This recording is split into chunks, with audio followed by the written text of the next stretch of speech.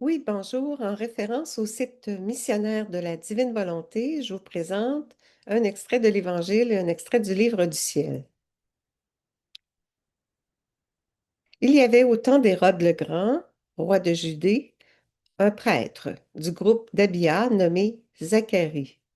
Sa femme aussi était descendante d'Aaron. Elle s'appelait Élisabeth. Ils étaient l'un et l'autre des justes devant Dieu. Ils suivaient tous les commandements et les préceptes du Seigneur de façon irréprochable. Ils n'avaient pas d'enfants, car Élisabeth était stérile, et de plus, ils étaient l'un et l'autre avancés en âge. Or, tandis que Zacharie, durant la période attribuée aux prêtres de son groupe, assurait le service du culte devant Dieu, il fut désigné par le sort, suivant l'usage des prêtres, pour aller offrir l'encens dans le sanctuaire du Seigneur. Toute la multitude du peuple était en prière au dehors à l'heure de l'offrande de l'encens. L'ange du Seigneur lui apparut, debout à droite de l'autel de l'encens.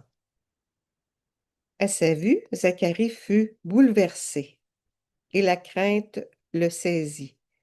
L'ange lui dit, Sois sans crainte, Zacharie, car ta supplication a été exaucée. Ta femme Élisabeth mettra au monde pour toi un fils, et tu lui donneras le nom de Jean. Tu seras dans la joie et l'allégresse, et beaucoup se réjouiront de sa naissance, car il sera grand devant le Seigneur. Il ne boira pas de vin ni de boisson forte, et il sera rempli d'Esprit Saint dès le ventre de sa mère. Il fera revenir de nombreux fils d'Israël au Seigneur leur Dieu. Il marchera devant en présence du Seigneur avec l'esprit et la puissance du prophète Élie pour faire revenir le cœur des pères vers leurs enfants, ramener les rebelles à la sagesse des justes et préparer au Seigneur un peuple bien disposé. Alors Zacharie dit à l'ange, Comment vais-je savoir que cela arrivera? Moi, en effet, je suis un vieillard et ma femme est avancée en âge. L'ange lui répondit, Je suis Gabriel et je me tiens en présence de Dieu. J'ai été envoyé pour te parler et pour t'annoncer cette bonne nouvelle.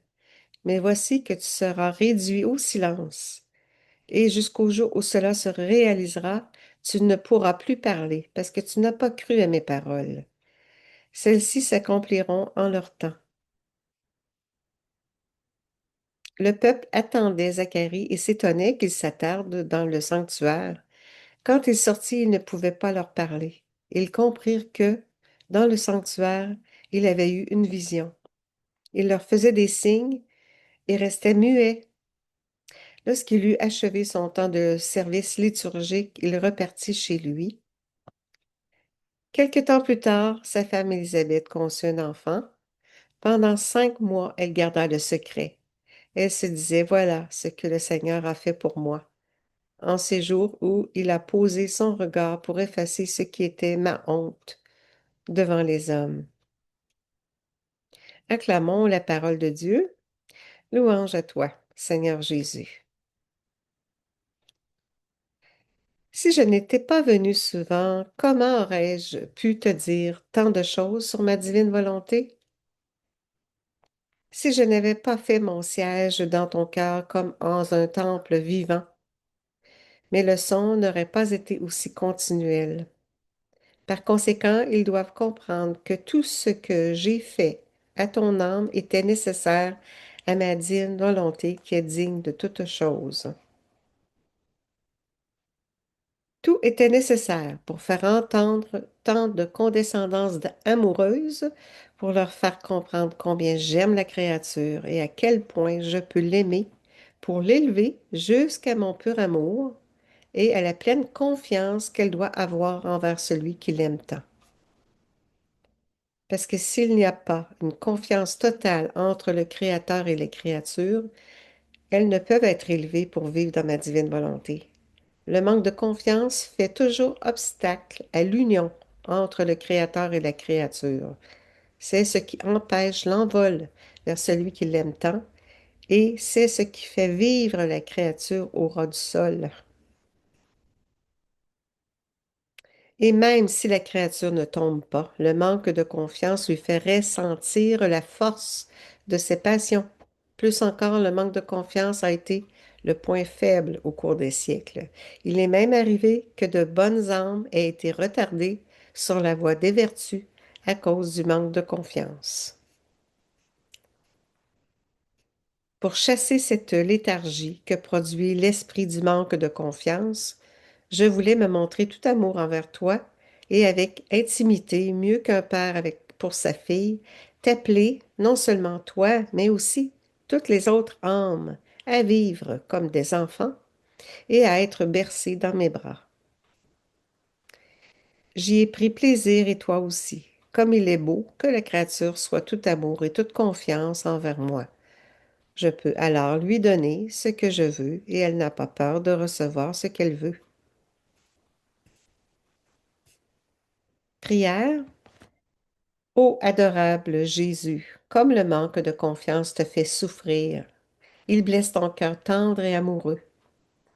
Je m'unis à toi dans la prière pour faire réparation au nom de tous. Je m'offre au Père, tout comme toi, pour satisfaire ton désir et que les âmes s'abandonnent à toi sans retenue. Avec maman et Louisa, fondons-nous dans ton cœur, Sacré-Cœur, et apportons avec nous tous vos enfants. Je t'offre ton parfait amour pour te protéger de toute la haine dont te témoignent tes créatures. Je t'offre ta parfaite obéissance en réparation pour la rébellion que plusieurs te témoignent en refusant ces écrits bénis, ainsi que tes vérités remplies de lumière. Avec cette prière que tu m'inspires, je me dissous en toi pour m'unir à tout ce que tu fais dans le vouloir et la volonté du Père. Établis ton siège dans mon cœur comme un temple vivant, afin que tes leçons soient continuelles. Je prends ta confiance au nom de tous et te prends par la main pour avancer d'un cœur léger jusque dans ton centre. Fiat maintenant. Merci. Bonne journée.